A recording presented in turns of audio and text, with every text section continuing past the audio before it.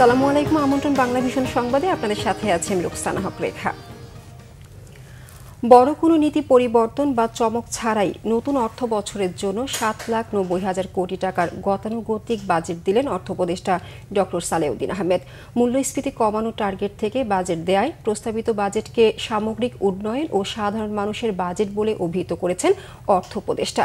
জুলাই শহীদ ও আহত পরিবারের জন্য 400 কোটি টাকা বরাদ্দ দিয়েছেন তিনি। ঢালাও সুযোগ বন্ধ হলেও জরিমানা দিয়ে এবারও ফ্ল্যাট জমি কেনায় কালো টাকা সাদা করার পুরনো পথেই হাঁটল অন্তর্বর্তী সরকার। জিয়াউল হক সবুজের রিপোর্ট। আগামী এক বছরের জন্য দেশের আয় ব্যয়ের দলিল জাতীয় বাজেট উপস্থাপন করলেন অর্থ উপদেষ্টা ডক্টর সালেউদ্দিন আহমেদ। প্রিয় দেশবাসী, আসসালামু আলাইকুম। সংসদ অধিবেশন না থাকায় রাষ্ট্রীয় সম্প্রচার মাধ্যম বিটিভিতে 7,90,000 কোটি টাকার বাজেট ঘোষণা করলেন অর্থ উপদেষ্টা। 2025-26 অর্থ বছরের জন্য মোট 7,90,000 কোটি টাকা ব্যয়ের প্রস্তাব করছি। প্রতি বছর আকার বাড়লেও এবারই প্রথম আগের চেয়ে ছোট বাজেট প্রস্তাব করেন তিনি। বাংলাদেশের প্রথম বাজেটের তুলনায় এই বাজেট 1000 গুণ বড়।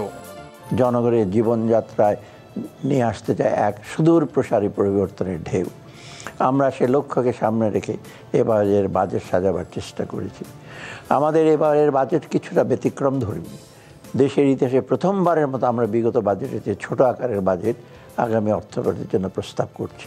বাজেটে পরিচালন ব্যয় প্রস্তাব করা হয়েছে 5,44,000 কোটি টাকা। এই ব্যয়ের 15.5% যাবে সরকারি কর্মচারীদের বেতন ভাতায়। প্রায় 23% খরচ হবে বিভিন্ন ঋণের সুদ পরিশোধে। ঋণের সুদ পরিশোধের জন্য বাজেটে রাখা হয়েছে 1,22,000 কোটি টাকা বরাদ্দ।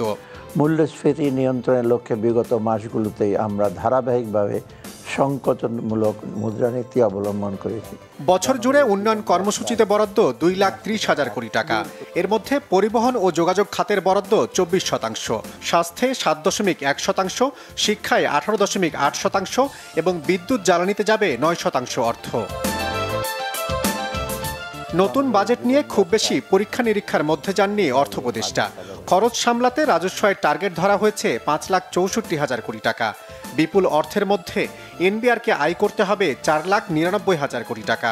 রাজস্ব বোর্ডের মাধ্যমে 4,99,000 কোটি টাকা এবং অন্যান্য উৎস হতে 65,000 কোটি টাকা সংগ্রহ করার প্রস্তাব করছে। বাজেটের জুলাই অভ্যুত্থানে শহীদ পরিবারের জন্য 405 কোটি 20 লাখ টাকা বরাদ্দের প্রস্তাব দিয়েছেন অর্থ উপদেষ্টা। সরকারি কর্মচারীদের জন্য বিশেষ সুবিধার পরিমাণ বাড়ানোর প্রস্তাবও দেন তিনি। বাজেটে জিডিপি প্রবৃদ্ধির লক্ষ্য ধরা হয়েছে 5.5%, আর মূল্যস্ফীতি 6.5%-এর মধ্যে নিয়ন্ত্রণের টার্গেট সেট করেছেন অর্থ উপদেষ্টা। প্রবৃদ্ধি কেন্দ্রিক ধারণা থেকে সরে এসে আমরা চেষ্টা করেছি সামগ্রিক উন্নয়নের ধারণার জোর দিতে।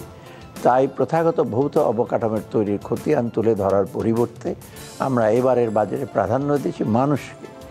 মৌলিক অধিকারের নিশ্চয়তা, সুন্দরভাবে বেঁচে থাকার জন্য প্রয়োজনীয় ব্যবস্থা, জীবিকার নিরাপত্তা এবং বৈষম্যহীন পরিবেশ। নতুন বাজেটে 2,26,000 কোটি টাকার বাজেট ঘাটতি প্রস্তাব করেন অর্থ উপদেষ্টা। ঘাটতি মেটাতে অভ্যন্তরীণ উৎস থেকে 1,25,000 কোটি টাকা ধার করবে সরকার। এর মধ্যে ব্যাংক ব্যবস্থা থেকে 1,04,000 কোটি এবং সঞ্চয়পত্র বিক্রি করে নেওয়া হবে 12,500 কোটি টাকা। নতুন বাজেটে ব্যক্তি শ্রেণীর করমুক্ত আয়সীমা 1 টাকাও বাড়ানো না হলেও পরের 2 অর্থ বছরে 25,000 টাকা বাড়ানোর ঘোষণা আগাম দিয়ে রাখলেন অর্থ উপদেষ্টা। পুঁজিবাজারে তালিকাভুক্ত নয় এমন প্রতিষ্ঠানের কর্পোরেট কর 2.5% বাড়ানোর প্রস্তাব করেছেন তিনি। তবে এবারের বাজেটে নেই সড়ক মহাসড়ক, সেতু বা মেট্রো রেল তৈরির নতুন কোনো প্রকল্প। তাই সংকোচনমূলক বাজেট সাধারণ মানুষের মনে স্বস্তি দেবে এমনটাই আশা করছেন অর্থ উপদেষ্টা। উচ্চ প্রবৃদ্ধি বা মেগা প্রকল্প বাস্তবায়নের উচ্চাভিলাষী স্বপ্ন নয়, সাধারণ মানুষকে মূল্যস্ফীতির অসহনীয় চাপ থেকে সুরক্ষা দেয়া এবং বিনিয়োগ বাড়ানোর মূল মন্ত্র নিয়েই নতুন বাজেট দিলেন অর্থ উপদেষ্টা। কিন্তু জাতীয় নির্বাচনকে ঘিরে আগামী দিনগুলোতে রাজনৈতিক অস্থিরতা বাড়লে তার সেই আশা কতটা পূরণ হয় তা নিয়ে অনিশ্চয়তা থেকেই যাচ্ছে। জিয়াউল হক সবুজ, বাংলা ভিশন, ঢাকা। 8 বছরে ক্ষতিপূরণ পায়নি সাতক্ষীরার তালার পাখিমারা বিলের জমির মালিকরা। তারা বলছেন, কপোতাক্ষ নদের নাব্য রক্ষা এবং জলাবদ্ধতা নিরসনে TRM প্রকল্প বাস্তবায়নে সরকার প্রতিশ্রুতি অনুযায়ী অর্থ দেননি তাদের। এতে জমি দখলে নিয়ে সেখানে আবারও ধান ও মাছ চাষ করছেন ক্ষতিগ্রস্তরা। বিশ্লেষকরা বলছেন, এই প্রকল্প বাস্তবায়নে 60 লাখ মানুষ উপকৃত হয়েছেন। জমি দখলে আবারও নাব্য হারাচ্ছে কপোতাক্ষ নদ। দেখা দিয়েছে জলাবদ্ধতার শঙ্কা। সাতক্ষীরা প্রতিনিধি আসাদুজ্জামান আসাদের পাঠানো তথ্য ছবিতে ডেস্ক রিপোর্ট। কপোতাক্ষ নদের নাব্য রক্ষা এবং জলবদ্ধতা নিরসনে সাতক্ষীরা, যশোর ও খুলনার সংযোগস্থলের পাখিমারা বিলে টাইডাল রিভার ম্যানেজমেন্ট TRM বাস্তবায়নের জন্য অধিগ্রহণ করা হয় 1562 একর জমি। 2015 সালে জুলাই থেকে এই কার্যক্রম চলে 2021 সাল পর্যন্ত। দীর্ঘ এই সময়ে জমির মালিকরা জমি ব্যবহারে কোনো সুযোগ পাননি। ক্ষতিপূরণ দেওয়ার দাবি জমি মালিকদের। অলরেডি আমাদের কপোতাক্ষ নদে ব্যাপক পলি জমছে, এটা কপোতাক্ষ নদ বন্ধ হবে এবং এলাকা ব্যাপক ক্ষতিগ্রস্ত হবে। জোয়ারের পানি উঠতো এবং নামতো, এই কারণের জন্য নদীর নাব্যতা ফিরে পেয়েছিল। আমাদের এই এলাকায় লক্ষ লক্ষ মানুষ বেঁচে গিয়েছিল। খাল কাটা হয়েছে, এবার আমাদের এই ঘর বাড়ি জায়গা জমি গোরস্থানা সব এই TRM-এর ভিতরে চলে গেছে। এখন আমাদের ক্ষতিপূরণ দিতে চাইছিল, ক্ষতিপূরণ দেয়নি। তবে হাজার হাজার মানুষের উপকার হয়েছে, আমাদের ক্ষতি হয়েছে। এখন আমাদের যদি এই ক্ষতিপূরণ দেয় সরকার, আমরা এখন থাকি একটা পল্লীতে, আমাদের কারোর কোনো জায়গা জমি নেই। জমির মালিক যারা, তারা কোনো টাকা পয়সা কিছুই পায়নি।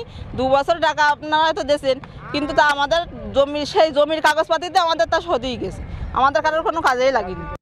পানি কমিটি ও সুশীল সমাজের নেতারা বলছেন, TRM প্রকল্প নদ নদীগুলো ফিরে পেয়েছে নাব্য। দ্রুত প্রকল্পটি আবার চালু না হলে নাব্য হারাবে কপোতাক্ষ নদ, চরম দুর্ভোগে পড়বে স্থানীয়রা। বকেয়া টাকা এবং বর্তমান হারিয়ার টাকা দিয়ে এই কপোতাক্ষের এই TRM চালু করে এই এলাকায় 60 থেকে 70 লক্ষ মানুষের জীবন ফিরিয়ে আনার জন্য দাবি রাখছি সরকারের প্রতি। যা বিগত সরকার এই টাকাগুলো না দেওয়ার কারণে এই জমির মালিকগুলো 6000 বিঘা জমির মালিকগুলো আজকে অনাহারে অর্ধাহারে থাকে। ক্ষতিপূরণের অর্থ আদায়ে ঊর্ধ্বতনদের সঙ্গে যোগাযোগের কথা বলছে জেলা প্রশাসক। যেহেতু তাদের জমি এখানে ব্যবহার করা হয়েছে, তো ক্ষতিপূরণ পাওয়াটা তাদের একটা ন্যায়সঙ্গত অধিকার আছে এবং সে অধিকার কি করে আসলে আমরা এস্টাবলিশ করতে পারি, তো সেজন্য আমি আমার পক্ষ থেকে ব্যবস্থা গ্রহণ করব। জমির মালিকদের ফসলের ক্ষতিপূরণ বাবদ নির্ধারিত হয়েছিল 40,46,912 টাকা। প্রথম 2 বছর কিছু অর্থ দিলেও পরবর্তী 4 বছরের 29,88,74,148 টাকা এখনো বকেয়া। Bangla vision news desk.